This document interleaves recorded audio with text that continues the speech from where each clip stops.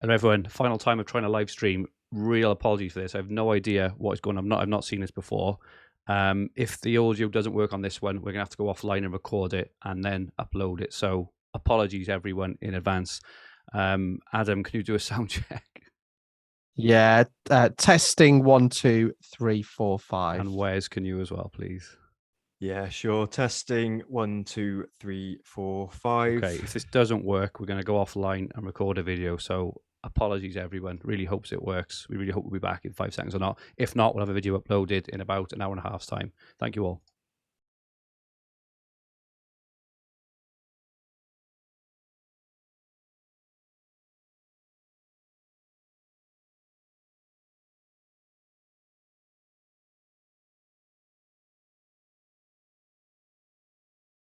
This link around. Come on, we are good. We are good. Apologies, everyone. It must have been a bug in the in OBS, which I use for streaming. I deleted it, reinstalled it, got it back on. We're so sorry for this, but we start. Good afternoon. What a shame! What a shame! I had such pearls of wisdom, and I forgot what it was. So never mind. 1, 2, 3, 4, 5 people that's in the chat. 1, 2, 1, 2. Adam, what colour was your arrow in game week 5? Well, I'll get this correct now. Yeah. I did previously say it was red, but it was in fact green. So I didn't factor in the Pereira bench points. So yeah, I think it was the usual. I mean, it's fairly highly owned players doing the business for me this week, which is why I'm quite not downbeat, but disappointed in a way because all my differentials didn't come in. So points for Jesus, Haaland captain, Salah, Martinelli, Andreas and Cancelo. So I think that the Haaland captain was a no-brainer for me. I didn't have any concerns with that. And I think I posted something at the time as well, there's 3 outcomes. Either starts, which is what we wanted, it doesn't come on. So there's 2 situations which are favourable. The third one, I just don't see Pep because he doesn't use that many substitutes. Yeah, right. I just don't see Pep bringing him on when they're 3 or 4-0 up. Why risk it? And I think it's the same this weekend as well. So the disappointing thing for me was Sanchez 1, Dunk -1, Rodrigo 1. So, and I brought in Luis Diaz, and I mean, he got a decent XG against Newcastle, but 2 points. So, yeah, it was that was very, very frustrating. But hopefully, it will turn around this weekend. Well done, mate. You've nearly caught me up now. So, a really good season for you so far. If you can catch me up. Do you know what? I'm usually, history shows I'm usually quite far behind you by now. So I'll take that. Indeed. With Rich on holiday, we are very, very lucky to be joined by Sky Sports News superstar, FPL Heisenberg, Wes Prickett. Wes, what colour was your arrow in Game Week 5? Yeah, thanks for that intro. Yeah, I got green arrow in Game Week 5. Yeah, I got 80. Adam's got 83, didn't he? I got 86. But again, a similar story to Adam with, I guess, the big boys get me the points. The Andreas points was nice, obviously. But yeah, no, I was happy. Obviously, picking Haaland over Salah worked out. Could have worked out a lot more if Salah didn't get that shoulder assist. But yeah, pretty good week. 86 points, and a decent few weeks. I had a really bad game week 1, and I've climbed since then. Yeah, you're flying, mate. You're doing really well. 394k. Just comment in the chat. Andy Parker says Rich is looking well. And Azad Katu, I had no idea FPL Heisenberg looked like Billy Butcher. I don't know who Billy Butcher is. Does either of you guys know? We'll have to have a look. I'll have to have a look for that. No, but, yeah, I get this all the time.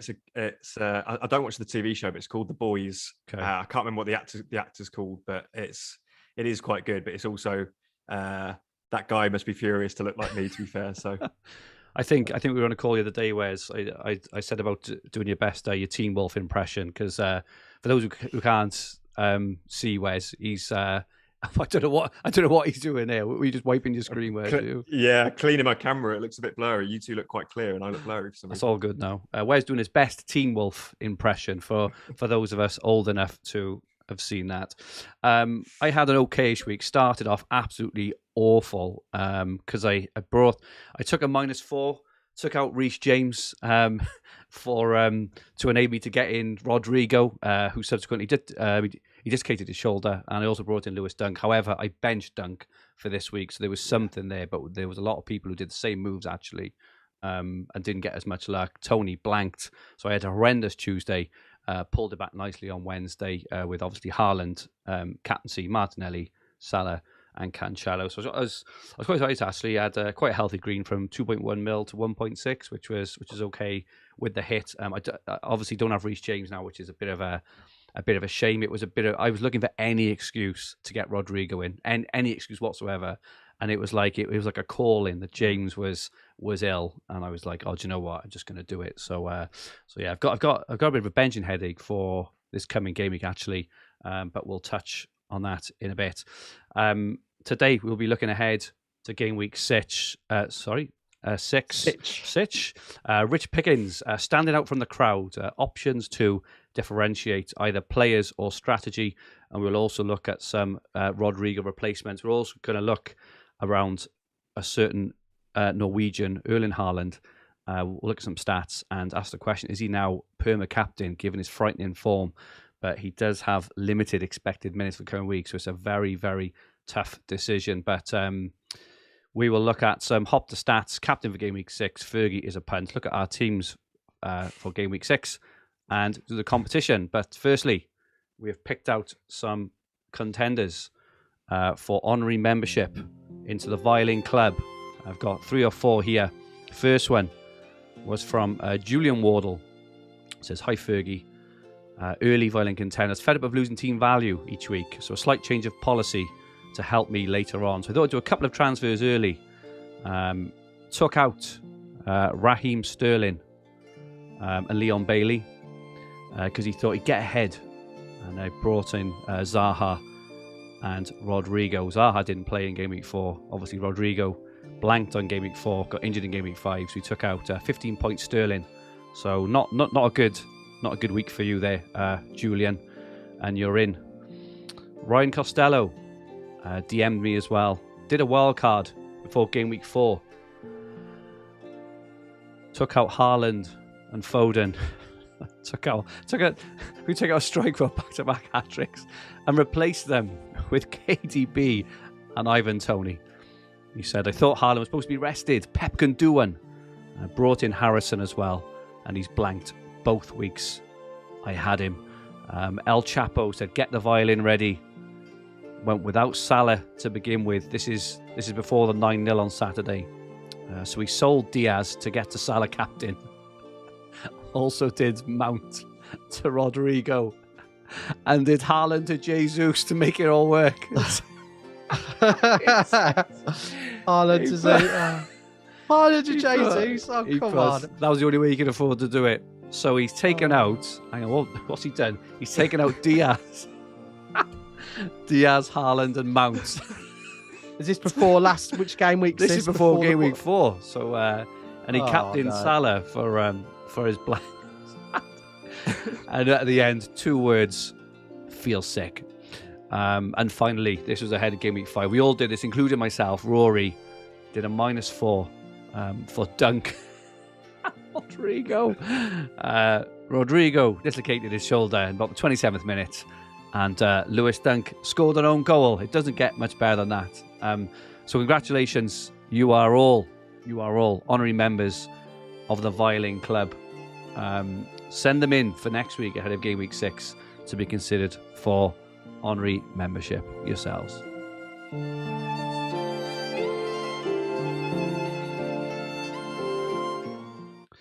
Okay, let's have a look at some rich pickings. And firstly, we have got the fixtures up from game week 6 to 8. Obviously, we know that wildcard time is going to be incredibly popular around game week 9. So we've got the fixture from game week 6 to 8. Forest, top of the shop with 3 lovely fixtures. Home to Bournemouth, away to Leeds, home to Fulham. Brighton, home to Leicester, away to Bournemouth, home to Palace. Newcastle, home to Palace, away to West Ham, home to Bournemouth. And down the bottom, Wolves, Leicester, Fulham and Everton have got the toughest fixtures.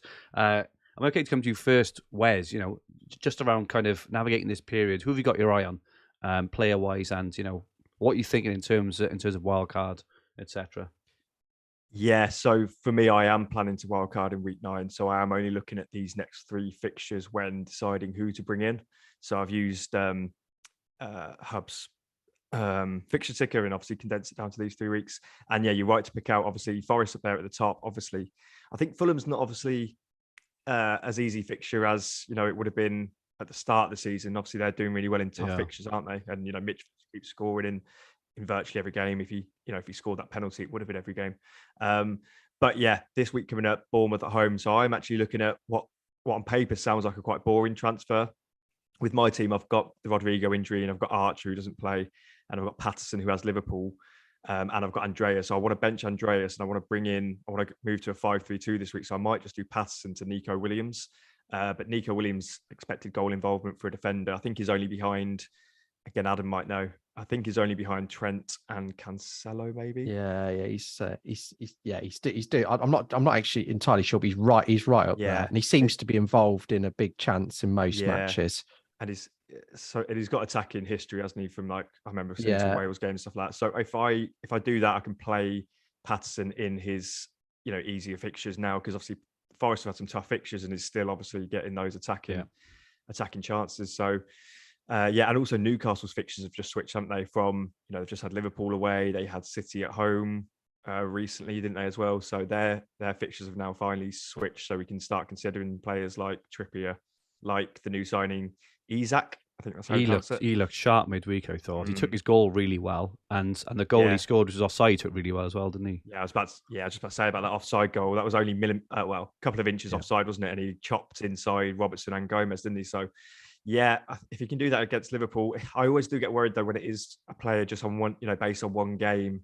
Is can we be sure that there's going to be consistency there and stuff like that? But I guess because if, like me, you are wildcarding week 9, if you wanted to take a gamble on anyone, now's a good time to do it, because you're not tied into anyone for a long time. It's 3 game weeks, and then you get a wild card, so you can have a little bit more fun without this game week 17 unlimited free transfers, which is essentially an extra wild card this year, isn't it?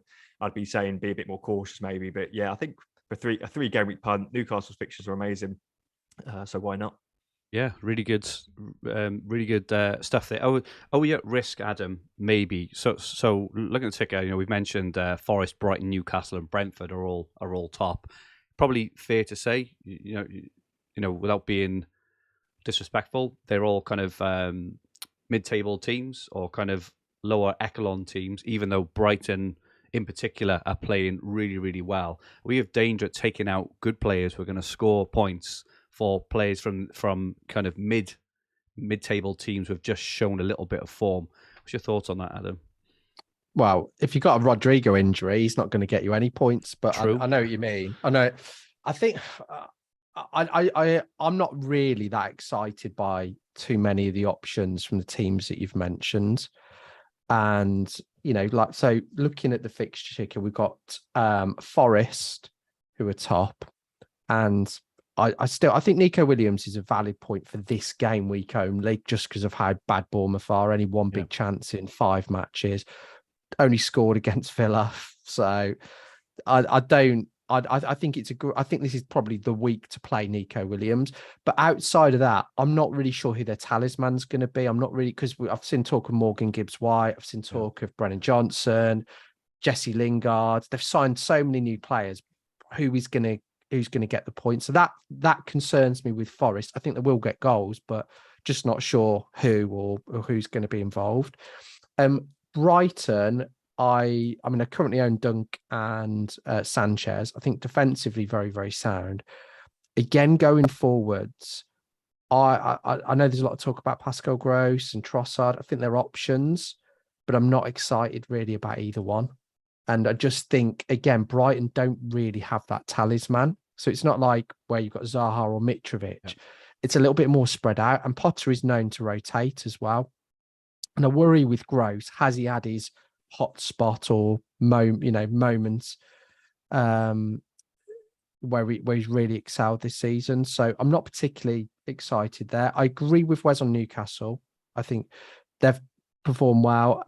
And I think there's some options there. So I think you could, whether you go St. Maximin, Isaac. There are some options at Newcastle, I think. But I think, if I'm being honest, there aren't loads that stand out for me at the top of the fixture ticker.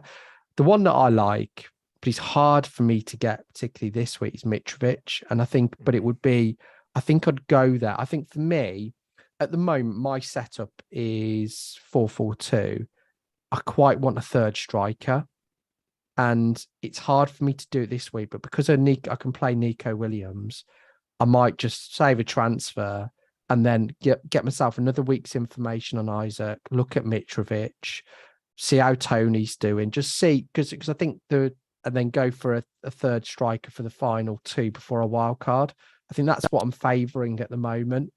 Are you definitely wildcard on them in game week 9? Very likely, I would say. I wouldn't say, I'd never say definitely, but very likely based on what I know now. Okay. A couple of other players, which, we could probably chuck in. Some of them have got awkward price points, which makes it difficult. But, if we are looking to stand out from the crowd, there's no point just having the template, right? So a few other players, I think Sterling has looked very, very good. He's looked good. Yeah. He's looked good. Awkward price points, as we know. There's been a bit of conversation to say if we're not going to captain Salah every week, obviously we'll touch on captaincy in a mo to kind of downgrade, and Sterling would also free up a bit of funds to be able to spend elsewhere in your team. So I do think he's a really good option. I think he's very sharp. Fixtures are very good as well. So I do like that option. I did write down Brennan Johnson. So he scored one. He also had one disallowed in game week 2. Obviously, really tough against Man City. He was brought off early midweek. I do like Brennan Johnson, and the thing is with Brennan Johnson, like Adam said, there's a lot of new signings there, and they've just signed Batshuayi, haven't they? And they've also signed Dennis, Emmanuel Dennis. I forgot about Dennis. Yeah. So I just can't predict how. I think obviously in the short term we can sort of predict their lineup. But I think that could shift pretty quickly. But I guess, with the Game Week 9 wildcard, it is okay to have a punt, I guess. But I just feel like if they've signed Batshuayi, if they've signed Dennis, surely Dennis starts games soon. I know, obviously, people think he sort of trolled us last year with that red card, and I had him captain for that as well. But he is still a good, he did really well in the Prem last year, I thought, especially the sort of first half of the season, wasn't it? So I just think with Forest, you could get a little bit burnt because they've got so many players now. I just don't know how they all fit in. I don't think Batshuayi actually signed in the end. I think it was all a bit late. I do not. But no, I don't think so. But regardless, I take the points about rotation. But Brennan Johnson for them last season was an absolute superstar, and I personally can't see being dropped. I think he was brought off midweek, not for anything, that just to give him a bit of a rest. The game was lost. Let's kind of target the weekend. So I like him. Yeah. I don't think I'll bring him into my team because obviously there are probably better options. Kind of a million more people like Tony, potentially Isaac, potentially Mitrovic. But I do think he's good, and I like your point on Mitrovic, Adam, just around tough fixture this weekend against Spurs, but as he's already shown, he's an animal. Like we mentioned it last week, mentioned it the week before, he's absolutely dominating defences, and I think he's got a very good chance of scoring against Spurs because Spurs have looked a bit shaky. They looked shaky against West Ham, I thought, as well. So even bringing him in a week early, you get ahead of the crowd and then maybe target your transfer next week elsewhere potentially. So I think that's a move. And the other one I just looked at, Darwin Núñez is back on the menu now. Do you guys think he starts on the weekend, or do you think Firmino, who has been in amazing form since Núñez has been banned, do you think that Firmino keeps his place? It's a hard one, isn't it? I don't think there's any guarantee that he starts, so I think he's risky to bring in just on that basis. I think he'll start purely because I think Liverpool have got a bit of, a lot of fixtures, haven't they? And obviously Firmino's not as young as he was. He's played a lot of time. This is a good opportunity to, one, rest Firmino, and two, bring in potentially a better player than Firmino, or, different type of player, who is, that's the way Liverpool can freshen things up, by a player who is, fully rested because it's been banned for 3 games. But it is hard to call. I could be wrong, but I just think he'll start. But I think the way we're going, a lot of the more exciting options are probably going for that third striker rather than going for the extra midfielder. And that's why I'm not tempted to bring in the likes of Pascal Gross for Rodrigo this week, because I think I'd rather go the third striker route. I'm thinking the same, Adam. So I actually have Gross, but in general, your point about I have Rodrigo, because I actually have Gross and I have someone like Martinelli. I don't see a replacement that I really want. Yes, I could go to Harrison. Yeah, same. Yeah, but yeah, I prefer the idea of trying to save up money for Mitrovic. I've got Archer as my third sub that I want to try. As my third forward. Sorry, that I want to try and move up to Mitrovic. Just on a kind of side note tangent, if I was wildcarding, I was thinking about this yesterday. My three forwards would actually not include Jesus. It would actually be Mitrovic, Tony, and Haaland. Wow. I'd saved that little bit of money on Jesus, which would just help. When I was playing around with it, that bit of money helped. And I think that Tony can actually match Jesus. Because if you look at Jesus's returns, and he's played amazingly from a football point of view, like bullying defenders, hold up play, FPL returns, apart from the Leicester game, haven't been amazing. And I think he'll still do well. He'll still score points. But I think something like Tony or Isaac for like a mil, roughly cheaper. You're not going to captain him either, are you? Him. That's the thing. No. You're never going to captain him, so you never have to be like truly scared of him. And the fixtures do toughen up, I think, after the next two. Obviously, they did away to United, which isn't going to be easy because they're on form. I think then they're home to Everton, which he could have a good one there. But after that, I do think they get a bit tougher, don't they? So I think a lot will consider getting rid on wildcard in game week 9. I think a lot will, but I think he's still good value for me. At what is he 8 point? Yeah, I don't know if I would make that move this week to ditch him before. Has he got Everton at home and who else? He got Brentford maybe before the. I agree with you. I think game week 9 is an easier decision to part ways with him. But it's definitely. I've got Wes's dog making an appearance. Wes has definitely changed. He's got the same amount of hair on his face, to be fair.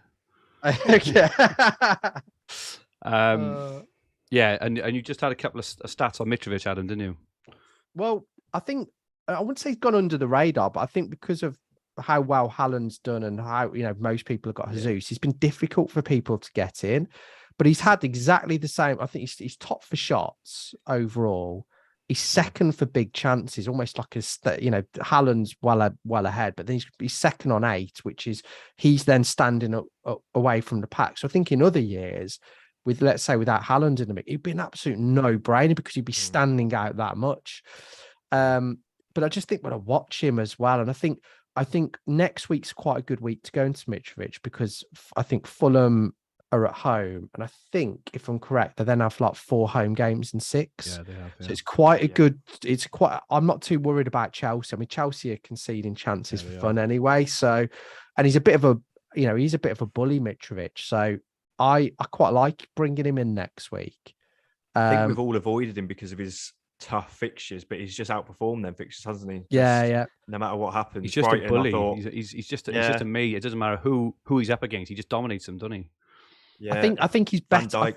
But I think at home he's an absolute beast in particular as well. So he's got 4 goals in 3 games at home. He's played Liverpool, Brighton, and Brentford, which isn't really they're not that easy fixtures. No, not at all. So I think for me that's where I'm thinking of going probably next week though. I like that. Okay, let's have a look now at some Rodrigo replacement. His ownership was massive.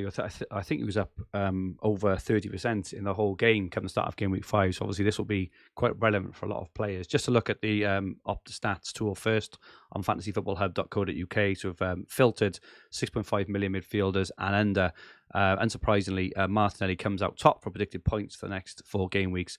Morgan Gibbs-White, interestingly, comes in second. Then Marcus Rashford, then Aronson, Harrison, Trossard, and Willock. What are your guys' thoughts, both in terms of direct replacements, but also have you maybe considered, downgrading Rodrigo to a 4.5 and getting that third striker, for example? Adam, what do you think?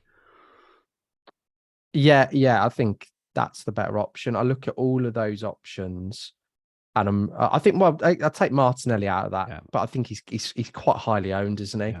I'm not excited by any of them, and I would prefer to do exactly that. Is go for the extra forward, which and I think because of Nico Williams this week, it makes it quite easy to go 5 at the back. I think if you ever want an excuse to play him, Bournemouth at home is the game to play him. I think so.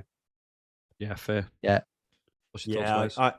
I'll go along with that as well. It's interesting to see Rashford up there. He's a player that I took a little bit of a gamble pre-season with him, had him for the first couple of weeks. Took him out before Liverpool for Gross. That's kind of worked out, I think, maybe. Probably about the same, actually. But yeah, he looked pretty decent last night, linking up with Sancho. I just don't see myself going back there. I don't know. Maybe it's a sort of negative bias I have now about sort of owning him, and he's quite a frustrating player to own when you have him, isn't he? Because he kind of misses chances and stuff like that. But I think he could do well. But yeah, I'm in the same boat as Adam, where I want to get to Mitrovic, and it makes sense to take money out of that mid-price midfielder. I don't. Yeah. No, I agree. I don't like Rashford when he plays as a centre forward. I really don't. Position, he seems. I mean, it was a good assist last night, but in general, he seems uncomfortable. I think he's more natural coming from the left-hand side. I think he'll play there a lot now with the signing of Anthony, because it'll be sort of Anthony and Sancho on the wings, maybe. Yeah, it'll be interesting. It will be interesting. Obviously, they've got Martial potentially to come back. See what they do with Ronaldo, with him. I think with them having Arsenal next as well. Yeah, exactly. You're probably not going to go there. That's why I think waiting a week is quite good if you can do it. Just quickly before we move on for this section, Fergie, I wanted to bring up Gibbs White is obviously second on this list, and I've seen a lot of people bringing in Gibbs White and talking about Gibbs White. I think I've even seen it in these comments, but I'm just not sure. I think he's a really good player, but does that translate into FPL points? Is he going to be? I think did he get? I'm not sure about his minutes so far. Is he going to be a 90-minute man for Forest? Is he going to be that talisman figure that sort of Adam was talking about earlier? I think it kind of makes sense because of the fixtures, which is, I guess, why he's high up on this prediction and why people are bringing him in. But yeah, I don't want to go there right now. I think it's just too much of a punt in the dark. For me, because I just don't think there's enough info on him. I think Wolves were laughing all the way to the bank when Forest kept coming back for more. Strange, that just strange. I spoke transfer, wasn't it? In terms of price. Yeah, in terms of price. I mean, Cooper. How much was it in the end? I think over 40 million. I think it was between like 40 and 50 million. Yeah. I know a lot of Wolves fans are just like, well, if you give us that money, of course we're going to say. But Cooper obviously really fancies him and really wanted him there. So he's I think he is key to playing. I think given how much so I think he'll start all three. But whether it's just a talisman thing, I'm not too sure. Will he be more of a facilitator rather than getting the goals? I don't know. The one I like on this list, actually, unsurprisingly, is Trossard. Now that Brighton signed a left back, he's pushing much further forward. Next few fixtures, Leicester just look absolutely kind of desperate at the moment, don't they? And then Bournemouth. Those next two are probably the best two attacking fixtures, I'd probably say, in the league at the moment. So I think they're really good. I've even got Gross, and I'm even thinking of a double up in midfield. I just think he's really, really good. After that, it toughens up then, right? So they go Palace, Liverpool, Spurs, but to bring him wildcard time. Exactly. So just to bring him in for the next two, I really expect Brighton to score a couple against Leicester, score a couple against Bournemouth. Fergie, I'm thinking I had a similar thought because I also have Gross, and I know Adam's not really backing either Gross or Trossard, but I do disagree there in terms of Gross is taking the majority, or if not, I think it's just the majority, not all, corners, crossing, set pieces, obviously linking up well in open play. His XG's low-ish, but he's quite a decent enough finisher, isn't he? So he will pop up with the odd goal.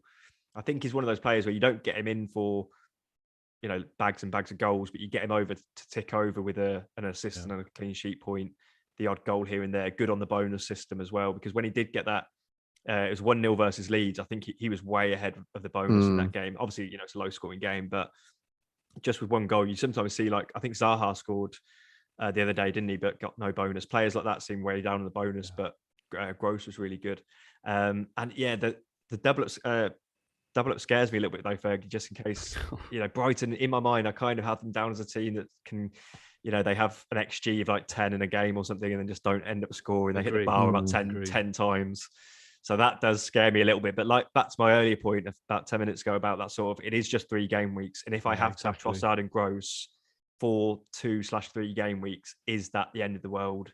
Will they tick over with some points? I think so. If one of them had penalties as well, that would be ideal. But obviously, McAllister's on those, and he's scored 2 already in the time that I had Gross since game week 3, I think, when we wasn't sure who was on penalties. That was sort of Gross, Trossard, and McAllister. So yeah, if Gross would have stepped up and taken those, Gross would be flying now with the points, but wasn't to be.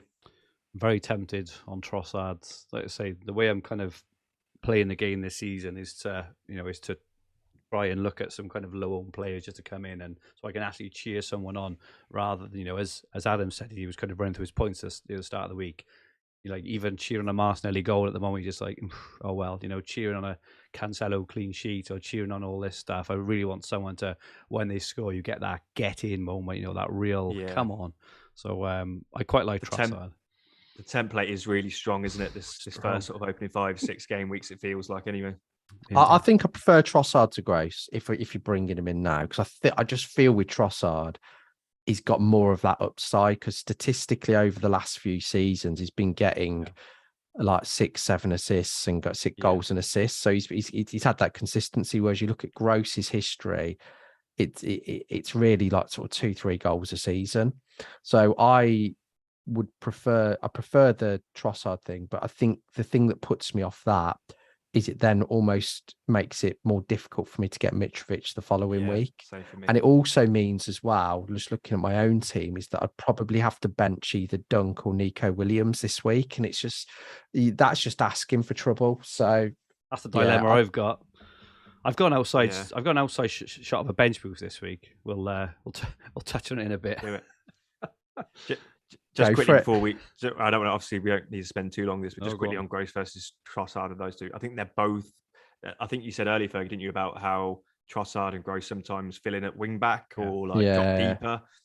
That season, I don't think anyway, that hasn't happened so far. They've both been quite high up. And I think at the midweek when Welbeck didn't start, when they displayed the sort of team lineup on, I think it was on Match of the Day, it's sort of shown it as those two were the two forwards. So I think they're both, I don't know if the stats back this up, but my perception is they're both higher up this season, making them both better FPL assets. I agree. And the net is the fixtures over the next 2. Like I say, home to Leicester at the moment is Plum.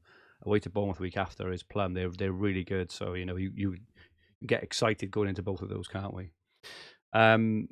Next, I don't know if anyone's heard of this guy, actually. His name's Erling Haaland. I don't know if you guys have heard of him, but no. Wes, you sent out the tweet this week around his goals and some observations. Yeah, so it's the sort of positions of his shots and the positions of his goals are all really central. Some are occasionally on that left-hand side. I guess he favours that with his left foot. But yeah, it's just really impressive seeing. No, impressive is the wrong word. From an FPL point of view, that's where you want to see someone getting their goals. You don't want to see someone who's scored a couple of long ranges back to back, because yes, that's nice and they all obviously count as points, but that's just less sustainable, isn't it? Whereas with Haaland, his movement in the box is just exceptional. He's getting these big chances in central positions, which is why those big chance stats that Adam brought up earlier, I think it was, are way out in front of anyone in the league. His goals are obviously way out in front.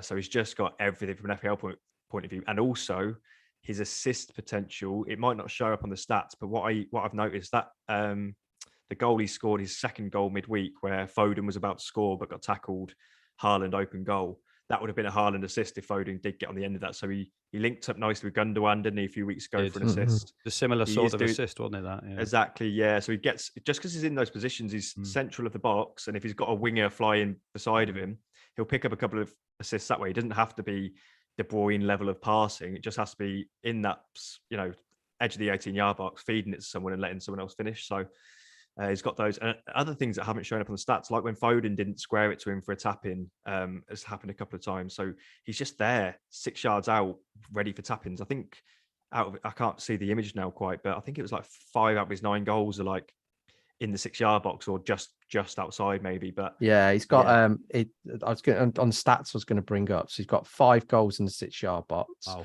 yeah. Ironically, last season he only got 3, and he only had I think he had 4 shots in the 6-yard box last season. So he's had 7 shots in the 6-yard box, scored 5 of them. But you're absolutely right. I think he's adapted to City's style of play. Whereas I don't think this is necessarily typical of Erling Haaland. It's just he's adapted and just put himself in the goal scoring positions. Yeah. All of his goals have been big chances.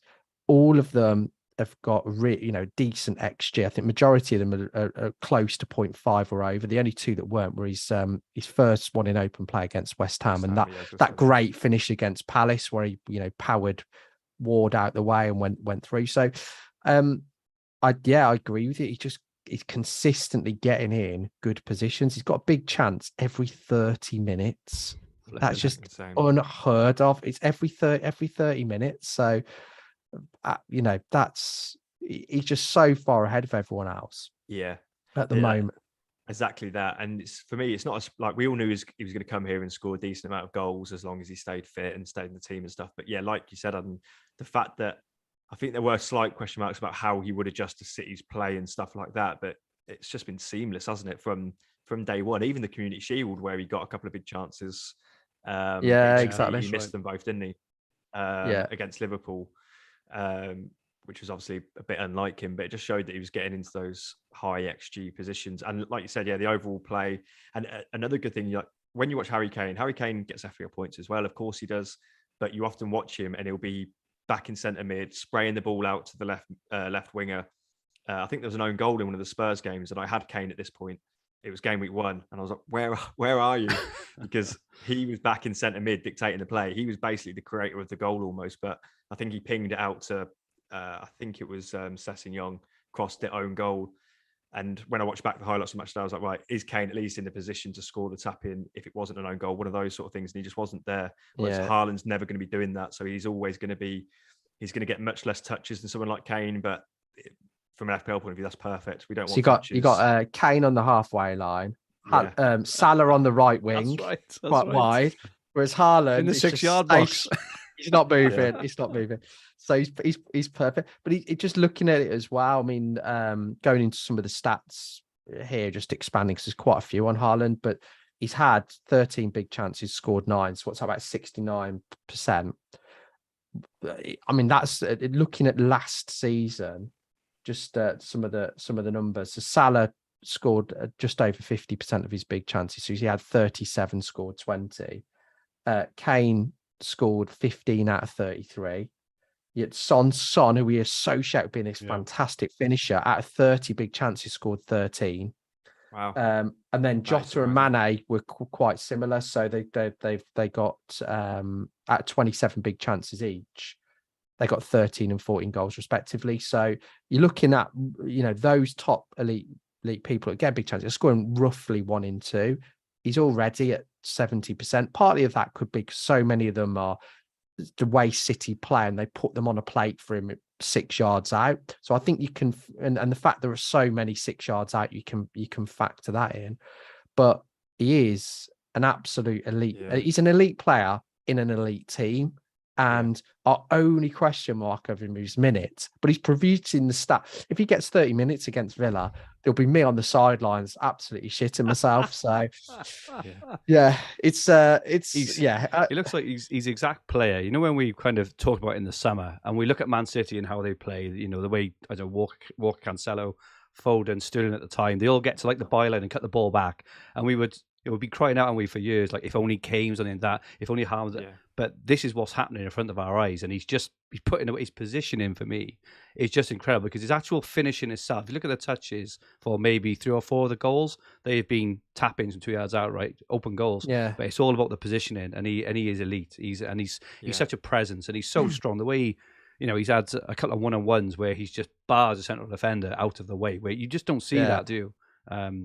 He's just phenomenal. The couple of questions we've got are expected minutes. So that's the first question. And Adam, you mentioned something in the chat just around sort of perma captaincy, and if that is that actually something that we should be considering? So, what are your thoughts on those at the moment, Adam?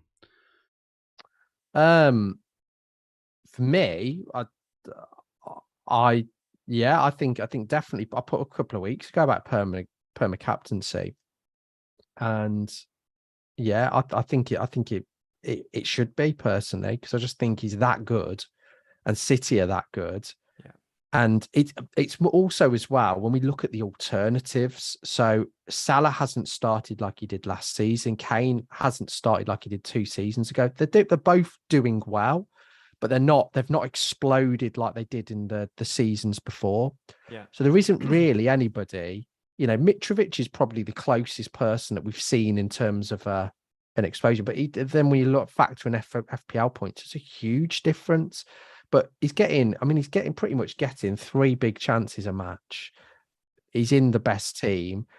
If anything, the more harder the fixture, the more nailed he is to start. So play longer. And play longer, yeah. Minutes. Yeah. So I haven't really got an argument to go against him at the moment. Now all of that could change, but the good thing about going with him captain is if he doesn't play, you've got a vice captain anyway. So that's what I was just about to say. And I think if I think he will start on the bench at some point this season. Of course he will. I think he'll start this weekend personally, but I think it's a case of, let's say he doesn't start this weekend. If City need a goal for whatever reason, they're struggling, it's 0-0 or whatever, he'll come on with a good 30 minutes to go, and he's got a high chance of scoring. It's not an exaggeration to say he could easily score 2 goals, right?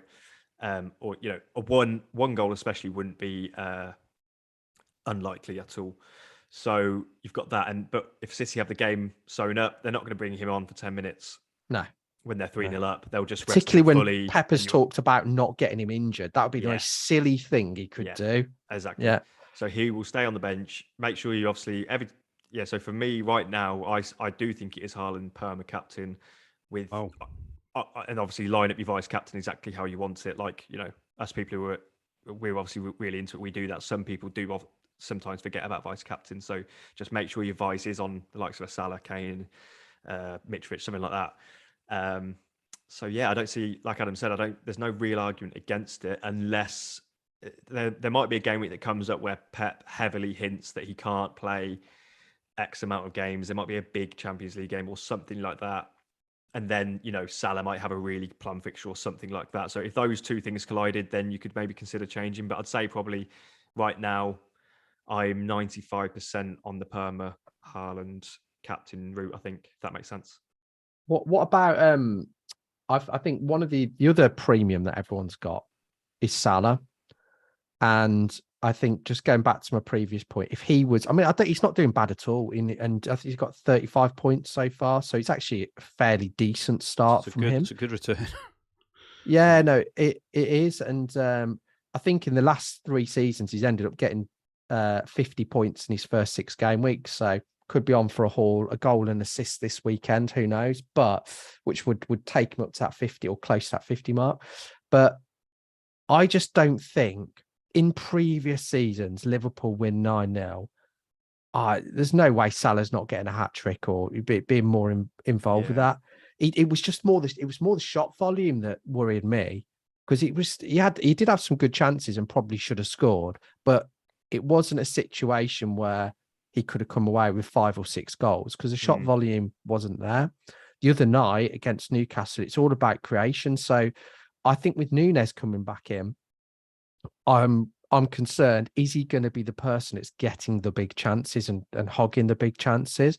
And I think he'll do well FPL wise, but at 13 million for someone we said we're not, Wes and I anyway are unlikely to captain, I think there is an argument for spreading the funds. And it's just a question. It's probably it's the timing, isn't it, of when to do it? Because I seriously did consider doing it last week and doing Sterling, but I just thought, well, I can do it without doing that, and I don't need to do it timing wise. Just sorry to interrupt, but I think because of FPL's pricing, making our teams quite easy to get a decent team and players like Martinelli, etc., it feels like, we don't really need to spread the Salah funds. But I keep thinking it week on, week out. Luis Diaz is roughly 5 million cheaper, maybe not quite as much now, but it's always the argument: can Luis Diaz match or roughly match Salah in a 6-game week period, or even actually just now it's only say a 3-game week period till wildcard. Well, actually, let me change the question. Would you do it if you were wildcarding this week, Adam? Would you go down? Would I have to Salah? Diaz? I wouldn't have Salah if I was wildcarding this week. You wouldn't. No, And you'd go without for 6, because I didn't have Salah from game week 29 onwards last season. So that's was I the same? I was about week. the same. I think I was the same, and it worked fine. Other than Yeah. that Man United game, but that was exactly right. Yeah, I remember him doing well in like maybe 2 game weeks. Other than that, it was like the odd assist here and there, the odd single goal. But the money saved spreading it around actually saved me from having a horror season and made it semi-respectable in the end. So yeah, I think you can, in the last 3 or 4 previous seasons, 9 times out of 10, Salah has been essential, hasn't he? But right now, yeah, I think spreading and the captaincy factor, you bang on. But then it's always that thing, isn't it? If Salah, how do you then get back to Salah if he does start banging? Haaland gets a little injury. You know, you haven't then got that. Everyone then's on Salah captain. You haven't even got Salah. Salah then kills you. I'm not a player who plays by, you know, ownership or EO or whatever by any stretch of the imagination, but that is a scenario that could obviously kill you. And like, because Liverpool haven't played well so far, but he's still getting points, there's an argument to say that when Liverpool improve as a team, Salah is going to explode again, because like you said, he's done well so far, right? In a team that have struggled in the majority of games, apart from the Bournemouth one, which he actually blanked in. But in the games they've struggled, like against Fulham, Liverpool were pretty poor. Salah didn't look threatening at all, and he comes away with 12 points, I think, goal and assist. Similar against Man United, did very little, popped up with a goal last night. 2 nights ago with that with the 2 assists, 10 pointers. So he's just getting points without looking without looking himself. He does, but without the captaincy. And I think this is a big thing. Is that for you? So Haaland has scored more than twice as many goals than Salah has had shots on target. So Haaland has had 22 shots, 12 on target, 21 in the box, 13 big chances, XG of 6.2 and 9 goals, right? That's insane. And now comparing Salah and Diaz. So both of them have had 14 shots. Diaz has had 7 shots on target. Salah's only had 4 shots on target. Both Diaz and Salah, 12 shots in the box. And Diaz has a higher XG than Salah, 2.2 against 2.09. Those numbers are not the numbers of a 30 million player who is taking up 2 positions in our team. The question obviously is moving forward, but the fixtures don't really get easier. Obviously Everton and Wolves on paper to me they kind of smacked me, both those fixtures, the way both teams have been playing, as I think they're going to be really kind of tight, hard games personally, like a kind of 1-1 or a 2-1 either way, because both teams are really kind of scrappy teams at the moment. I think there's definitely an argument to to kind of shift him on. The timing's the difficult thing, because next I don't think you sell him. You possibly could sell him this week, but I think particularly with those worried about having a good vice captain, maybe it isn't the week to do it. And then next week they've got Wolves at home, and it coincides with when City play Spurs.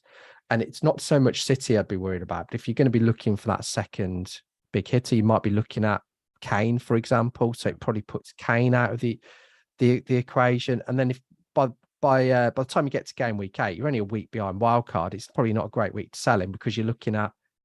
In fact, it could be, because I think you've got Chelsea away. Maybe that's the point that you take him out. I don't know. I didn't actually realise his stats were as bad as that, and maybe my argument should be flipped on its head, that maybe he has actually been lucky to get the points he's got so far, and maybe that's a sign that he's actually overperformed, compared to his stats so far this season, if that makes sense, and maybe he's going to decline from what he's already produced. So, yeah, I wasn't actually aware of how low his shots on targets were and stuff like that. He's definitely a sell, right? So from game week heads onwards, his next 4 are Chelsea, Brighton, Arsenal, and City. So he's definitely I say definitely. This is my opinion. Chelsea, Brighton, Arsenal, City are tough games, and before them it's Everton and Wolves. It's where they kind of take the plunge now, I suppose, and try and spread the funds elsewhere if you want, or whether you just kind of hang on a couple of game weeks. But those wildcards in game week 9, I would be amazed if Salah's in their team, because their fixture is really tough. I just hope we see something from Salah because for me, I think with the fixtures and with how I want to take my team, I want to get rid of him. I hope we see something positive from him, which makes a few people question mark, and doesn't make it an easy decision, because that's what we could do with, is that few people go in different ways. It'll be the Nunes coming back, Jota coming back is going to be the interesting thing, just to see how that shapes up Liverpool over the next few weeks. Yeah, that's fair. Yeah. Good stuff. Really good stuff. So with all that in mind, let's chat about the best FPL Game Week 6 captain. Points predictions. Kane is actually top at home to Fulham with 8.3. Salah, 8.2. Son is up there. Trent is up there. Luis Diaz. Brennan Johnson is the sixth highest. Now, he's actually above Haaland. Now, the reason for this, obviously, Brennan Johnson predicted to get 90 minutes. Haaland just 70 minutes. So this obviously takes this into account. Odds Checker have Haaland as the heavy favourite to be the first anytime goal scorer, 11 to 17, so not far off 1 to 2 on there. Kane 20 to 21, and Salah 11 to 10. So Kane and Salah basically around evens, and Jesus 15 to 8. So Haaland by far and away, according to the bookies, the favourite to get an anytime goal.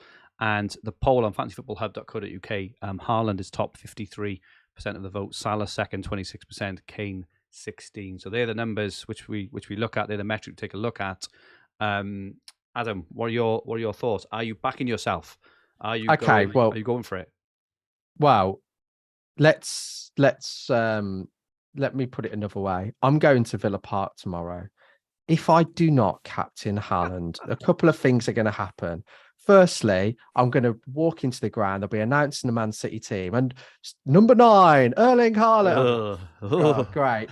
So that's the first thing. The second thing that will happen is he will absolutely destroy Villa. So I don't think I'm suffering enough as a Villa fan. It's gonna be a double whammy, yeah. Yeah, exactly. So I think just for that reason, I'm gonna chicken out and captain him, and at least that way it neutralizes. I mean, Villa win, I'm happy, but I might as well get some. Yeah, I think I'm going Haaland captain for that reason. Wes, are we allowed to have an objective viewpoint here on the captaincy for Game Week 6? What do you think? Yeah, I was just gonna quickly ask Adam, will he be celebrating in the Villa end if Haaland bags a hat trick? Oh no, not at all. I mean, for me, I want Villa to win. 4-3 Villa, Haaland hat trick would be perfect. That would do, wouldn't it? That would do. Do you know what? Any Villa win tomorrow, I would take it. But the reality is that, I mean, at least if Haaland does get a hat trick tomorrow, it might also have the other benefit of getting Gerrard his P45. So there is that as well. Fair enough. In terms of Captaincy Fergi, yeah, I just can't see myself not going for Haaland, and because his minutes were important for me. If he played 90 midweek, get that. Yeah. I'd be now thinking, you know what, this probably will be his rest because he's played 90 in a 6-0 win. But he came off on the 68th, I think it was. And Alvarez also played 90, which I thought was interesting as well. Who did you say? Sorry, Alvarez played 90. Yeah. If Alvarez had come off early as well, you could think. Yeah. So I'm thinking that Haaland starts again, and again, if they're cruising, he probably gets 65, 70 minutes. If it's a tight game, maybe a bit longer. And I'm not sure where his rest will come, but I think at the minute there's actually a few days ago, Pep was on Sky Sports saying about how he's a young guy, he can play a lot of games. Completely flipped his quotes from a couple of weeks ago when he was saying about this whole Haaland can't play 3 days thing. So yeah, he has. I think he starts. I'm fairly confident he actually starts. Again, it's going to look stupid I'll look stupid if he doesn't now, but yeah, I'm fairly confident. I'm not as confident as someone like Harry Kane or Salah who play week in week out, but I'm as confident as you can be really with a Pep striker. So yeah, Haaland for me. So it seems like they're starting him and taking him off to manage his minutes. That's what I think that's what he said. Yeah, was it yesterday or this morning? Whereas I don't know if you've seen the quote, but he's our number 9, and the way we're going to manage it, like you take him off to stop him risking injury, so that which is also good because if it means that they're not winning, say it's 2-1 or 2-2, they might actually leave him on a bit longer. But that Sevilla game next week is a tough game in the Champions League.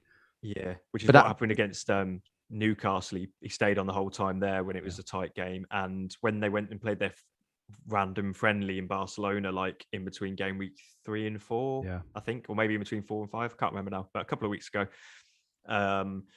yeah, Alvarez played 78 minutes in that, and Haaland got 12, something like that. Maybe Haaland got 18 minutes, but either way, he got a small amount of minutes. So he had a rest there compared to the rest of the team. I know it's just a friendly, but he didn't play many minutes when he went on that trip to Barcelona. What do you think on the KDB resting? Sorry, Adam. Does that kind of intimate to you that he will be resting his key stars regardless, or? No, I don't think so. I think De Bruyne is in his 30s. He's got Gundogan and Bernardo there. I think if he can give him a rest, he's more likely to do so. You've got, as Wes said earlier as well, Haaland doesn't. I know Late Riser was looking for some running stats, but it doesn't. He's not constantly pressing in the face. Yeah. You know, so I think he'll let's face it, against Villa, he's going to get. He'll get a rest playing against Villa, whether he's started or not. So I just can't see it. And if they're 4-0 up, the great thing about his comments was when he said about taking him off to make sure he doesn't get injured. He isn't going to bring him on with 5 minutes to go just for the sake, because it would be too risky. I don't see why there'd be no logic to that. Point makes sense. And he also gets a nice chunk of time. Like City were 3-0 up at midweek, weren't they, with the Haaland first half hat trick? So he'd already got his hat trick. Maybe take him off at half time, give him an even bigger rest. But Pep didn't do that. Pep kept him on. He brought off Foden and someone else on the 55th minute. Can't remember who that was now. And then I think he brought off Cancelo and De Bruyne. Cancelo and Haaland on around the 68th. So he wasn't even though there was 3 up at least, maybe 4 up at that time. I can't remember, but Haaland still actually stayed on that little bit longer. So he's not overprotecting him and only playing him like 45 minutes or half an hour. He's obviously confident in his physical attributes or whatever. So yeah, I think he plays at least 65 this week, maybe more. So I picked Alvarez in game week 1, Wes. I don't know if you know. And obviously sold him after a couple of game weeks. He was dropping like a stone, but I do wonder whether, we're talking about third strikers. Like, who knows? And if Haaland gets injured, he's a shoe in there, right? But two really nice goals midweek. Played 90 minutes. Seems to be getting his minutes up now. So and I actually was kind of naive to the fact that they could play together. Just in my mind, I just never envisaged Pep playing them together, because he loves midfielders, doesn't he? And those two are. I know obviously Alvarez was out wide, but he's more of a striker, isn't he? So to see Pep play both together was a nice surprise for me, and something that could happen going forward. He'd be a really exciting one to own, but he'd also kind of break the game even more, because he's a City striker at 6.3 or whatever he is. So he 6.2, he dropped again. 6.2. So yeah, he could be a real unbelievable shout. Yeah, that could have worked out for you game week 1, because we know he can score off the bench like Alvarez as well, but obviously it didn't quite work out for that one. It didn't. Just going to take a look. Fergie is a punt. Last week, game week 4, I went for Johan Visa, and he actually didn't score in game week 4, but he did score in game week 5. So I'm taking that. Nice. He scored in the week. This week, I've gone for someone I've already mentioned that I like. I'm surprised his ownership is really low. He's got a fantastic fixture this week. Like I say, stats last year in the Championship were absolutely brilliant. This week, I am going for Brennan Johnson. I think this is the week which he finally announces himself to the Premier League. I think he's had a tough time so far. He scored another disallowed, and he's played Man City where he didn't touch the ball. So I think this is the week where Johnson gets a goal, and not only obviously they have the Bournemouth game this week, they also have Leeds and Fulham after that. So I think he got a shout, like I say. But he is my punt for this game week. Any thoughts there, Adam? Yeah, like him as an option. I think that's one of your best punts. So yeah, good. Better than Dundonka, who's joined Villa now. What's the odds on that? I've got the thing, haven't I? Ferran Torres, Adama Traore, and Den Donk. I picked them as my punt for the week, and they get sold a couple of weeks later. Unbelievable. Wes, let's have a quick look at your team for game week 6. You want to talk us through it and your potential changes you're looking at? Yeah, so no transfers yet. I have been making early moves in a few of the game weeks so far when I've been confident on what I wanted to do. There hasn't obviously been midweek, cup games or anything. But yeah, this week I'm not too sure what to do. A few routes I could take is roll the transfer and play Andreas. Looking at his stats, they don't look great. He is on corners though, and he's getting forward in open play, so he could get something against Spurs. other than that, my options are, I think I mentioned earlier, doing Patterson to Nico Williams for that Bournemouth fixture, and then probably have a Nico on the bench. I don't know if I like that as a, it might work out well this week, but I think that it's got to work out quite a lot because it's using a transfer. And then next week, I'd end up probably doing a -4, getting rid of Rodrigo and then getting in someone like Mitrovic. So, yeah, I'm not sold on that idea.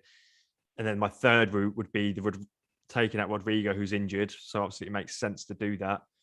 And like we spoke about earlier, maybe getting Trossard, maybe looking at Jack Harrison. I don't know. So, yeah, a little bit up in the air, but my team reveal will be on the hub at some point, probably tonight. Yeah. Good stuff. If the deadline was in 2 minutes, what option would you go with? I'd be hanging up from you two and wow, training on my team. But yeah, deadline in 2 minutes, or no, let's say it was half an hour, so I had a little bit of time. Patterson to Nico has been the one that's been in my mind a lot. So I guess I'd do that one because I haven't properly researched someone like Trossard and et cetera. Or it's kind of one of those where maybe if in doubt, save the transfer, except that Andreas might only get a 2-pointer, but so might my transfer in anyway. And then I've got 2 next week. Because although people don't look at it like this, but if I do Patterson to Nico this week for that Bournemouth fixture, it kind of makes sense on paper, but that transfer will indirectly cost me 4 points. I'm almost certain because I'm likely to then do 2 transfers the following week. So it's like, is this transfer actually worth negative points? Maybe not a -4, but yeah, it's not always the -4 that you actually do that's actually caused that. It's wasting transfers in the build up to when you do have to do two transfers. Sorry. So yeah, like look at that team now on paper. Could I roll with that? Save a transfer.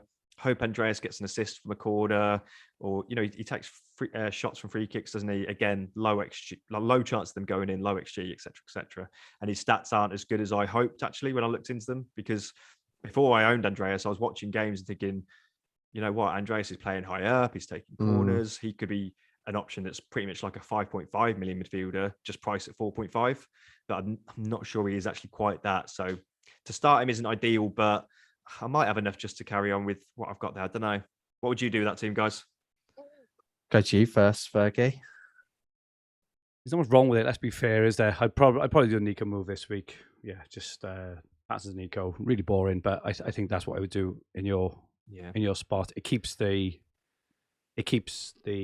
bench nice and cheap. Means you couldn't go into next week and attack next week with a wild card. So I think that's what I'd do with your position. And he's got 3 decent fixtures, hasn't he? And he has got that attacking threat, so he could work out really well. I think I'd save, and then because then the following week you can do Rodrigo and Archer to maybe a forward and a 4-point for whatever you've got left. Yeah, you can do that anyway for a hit. Route. You can do that anyway for a hit. I think I could do it for a hit. I think I'd be a little bit short. I think I'm about 0.2, 0.3 away from Mitrovic.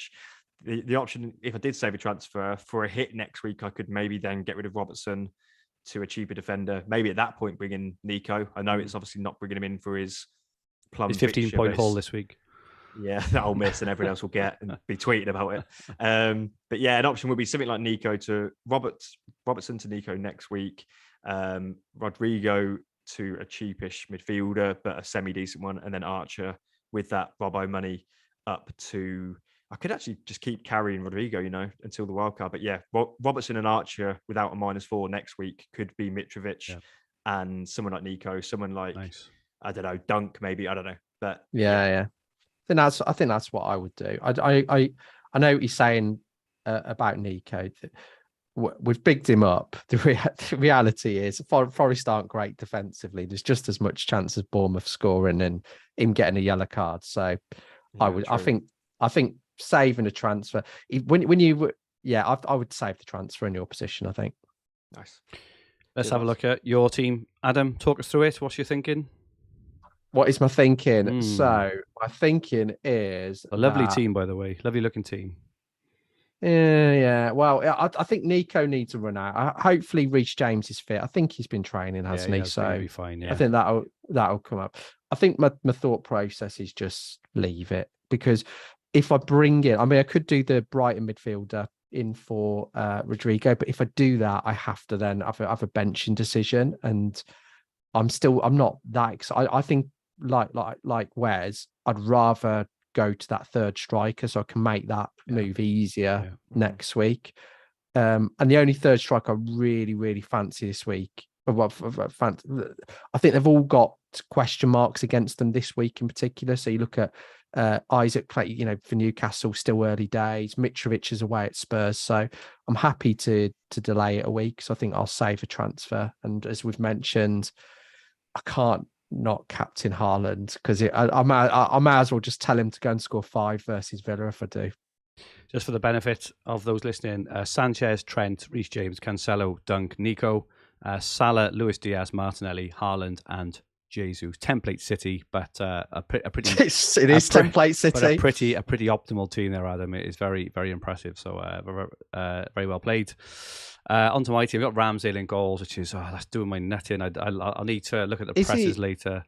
Is he injured? Do we know? Or we don't know. This is the problem. I didn't think it was anything that serious. But then he played the 90, didn't he? So yeah, I'm gonna have to see. I know he's holding his hamstring a little bit, but I don't know if it's just if Arteta's said anything about it. If it was just a knock and he's probably fine, or I'll probably I might leave him regardless, just because if I take him out, I'm using a transfer. I've got Ward on the bench, like not ideal, right? But couple of points probably. But Ramsdale's away to United anyway. Ideally, I'd go to You wouldn't be expecting much, would you? But I've already got Dunk. So a back four, Dunk, Cucurella, Cancelo and Trent. Then I've got Gross, Martinelli and Salah. And then Tony, Haaland and Jesus. So pretty good team. I've got, I say that, at the moment, Nico's on my bench. So I need to sort that out. So, but I don't know who to bench. And this is what kind of got me on to thinking around a bench boost. Don't laugh. But what I could actually do, I've got the exact money now to go Rodrigo to Trossard, right? Which would give me a 15 of Ramsdale, Dunk, Cucurella, Cancelo, Trent, Nico Williams, Gross, Trossard, Martinelli, Salah, Tony, Haaland and Jesus, and Ward. Not ideal, right? But I can basically bench boost for free. And I'm not, I don't know. I probably won't. It all depends what happens with the presses. But I quite like the thought of getting the bench boost out of the way early. Just because it stresses me out later in the season and I end up making moves for bench boosts, which I don't want. Yeah. The thing with the bench boost is, unlike the other chips where it doesn't affect other game weeks, the bench boost chip, if you're building for a double game week, which is obviously, I always try and do that, and it does normally yield a really good score in that game week. However, you then end up using transfers by building up a strong bench, and you then use up transfers or have benching headaches in the weeks afterwards. So as much as when people say triple cap, like, should I triple captain Haaland at home to Forest, even though he scored a hat-trick? No, because, double game weeks will come. Whereas with the bench boost, there is an argument, like you said, Fergie, that getting it out the way actually helps you not waste transfers building a strong bench. Let's say you were to bench boost in game week, 34.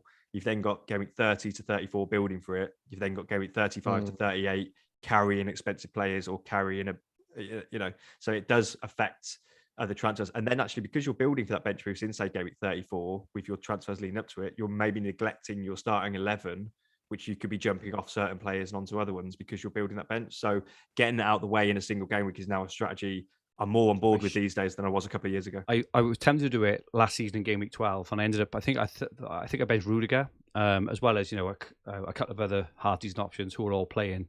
Rudiger got a goal and a clean sheet, which obviously hurt. But I benched 32 points, and this to me kind of smacks a bit similarly. Like Andreas week to Spurs is not the best, right? But he's playing well. Fulham are playing really well. Spurs aren't looking great. I know it's obviously Ward against Brighton, right? So, if Brighton do kick off, which I want them to with Gross and Trossard, then think. But I'm not that bothered. It's more for me.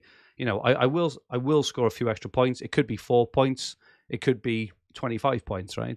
It's more for me. I hate later on in the season, personally, having to plot and plan my way through 9-10 game weeks, like wading through mud, just trying to get my optimal bench boost, which for me over the last kind of 6 or 7 years, I think I've had maybe 2 where I would say, I've really banged. Other than that, it's always been really underwhelming for me. I know a lot of people last season had really good bench boosts. I'm not for 1 minute saying that, but I don't spend enough time planning and plotting to be able to really optimize it, and I don't enjoy it. So I'll wait for all the presses. I honestly don't know if I will or not. It was just because I was messing with my team just before we were coming on air and thinking, who am I going to bench? So I don't know yet. But Adam, what's your thought on bench boost in game week 6? Yeah, go for it. You should go for it. I think I 100% think you should go for it. I mean, I probably wouldn't even change Rodrigo and just hope he turns up. It's just like I think if Ramsdale's fit, yeah, I understand your logic and understand the reasons. And the reality is, if it pans out later on in the season, there's opportunities to wildcard and, get a bench boost very close to your wildcard. I think sometimes it can be advantageous because then it can also help with your planning for blank game weeks, having a full 15 squad. But do you know what?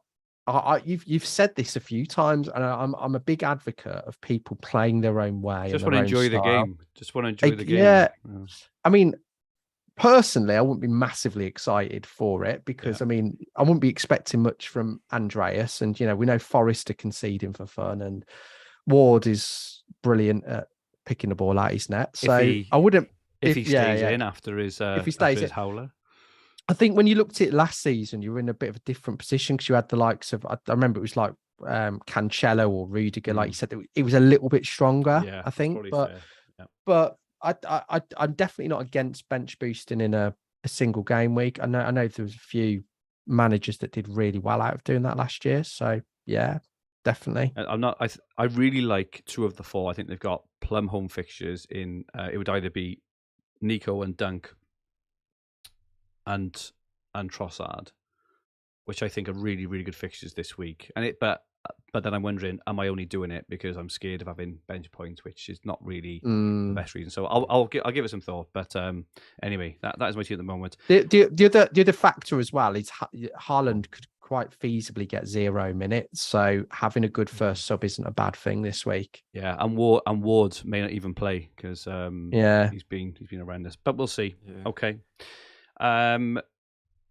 The Football Content Awards are back. If you would like to nominate the Green Arrow for content creation in the fantasy football category, please go to the link in the description below and nominate the Green Arrow FPL podcast. Any nominations are gratefully received. While you're there, if you enjoy our team reveals and articles, you can also nominate Fantasy Football Hub for best editorial in fantasy football. If you do that, thank you very much in advance. It would be much, much appreciated. Competition time for who will be the top point scorer. Game week 4 winner, Bobby Firmino scored 22 points. And we had a winner, Tunji Wilson Taylor, in the chat, correctly predicted Firmino. What a pick that is. So very, very well done there, Tunji. Well done, yeah. Yeah. Send me a DM and we will get a mug posted out to you. So very well done. For this week's competition and a chance to win one of our fantastic Fantasy Football Hub mugs, please like this video. Only 10% of the people watching actually liked it. Please press like. Make sure you are subscribed. You have to be subscribed to enter.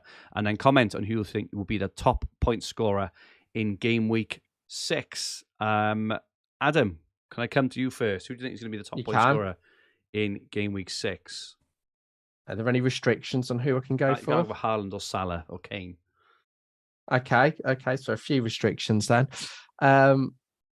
I don't want to go against Villa. Do you know what I'm going to back? Go on. I think go for it. I think we might see Sonny get back on the score sheet. Good pick. So I'm going to go with Son. Good pick. Wes, who do you think will be the top point scorer in game week 6? I'll go for Gundogan. Obviously, he's getting into the box a lot, hasn't he? Gets some chances away. I think he set up Mahrez in the week just gone, didn't he? But Mahrez missed quite an easy chance midweek. So yeah, I'll go Gundogan. It'll be someone random though, won't it? That always is. Even thought of. Yeah. I think I'm going to go for Sterling. I don't think Aubameyang will probably play this weekend, so I think Sterling home to West Ham is a pretty good shout. So I will go for Raheem Sterling.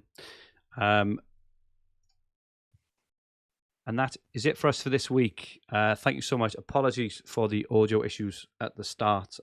It all worked out well. Thank you so much for those who stuck with us, for those who join us every week, for those going to watch it back, and those listening on the podcast versions. Your support is very, very much appreciated. Just a reminder, our new My Team feature is now live on fantasyfootballhub.co.uk/My Team.